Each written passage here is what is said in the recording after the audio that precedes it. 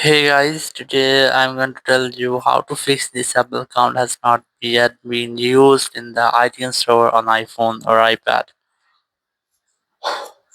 If you're using any iPhone or iPad and you're having an issue that your Apple account has not yet been used with the iTunes store, so let's see how can you fix the issue. So there's a simple way. You just have to change your country or region, but the very first you have to make sure that you're connected to a strongest network connection, and you have to also make sure that your VPN is not connected.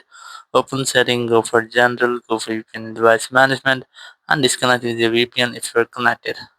And after doing that, you just have to open your app store, then tap on your Apple ID in the top right corner here, and then you just have to tap on your account, and then you just have to wait for the next screen. It might be you have to verify yourself here using your Face ID or your Apple ID password. And after that, you just have to select country or region option. And then you just have to select the country or region in which you are living. So you just have to wait for the next screen here and then select the country or region of yourself. And once you have selected, just select the continue option here. And then agree with some terms and conditions. Tap on agree in the top right corner.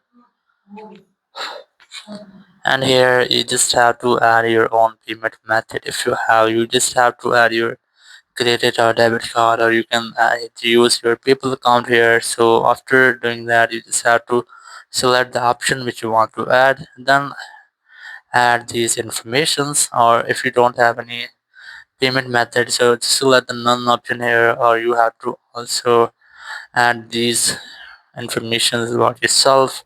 And after doing that, just tap on the done option in the top right corner, and your country or region will be successfully changed.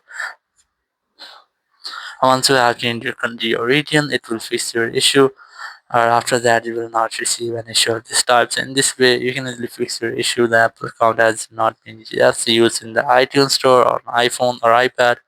Thank you very much for watching the video. Until next video, bye bye.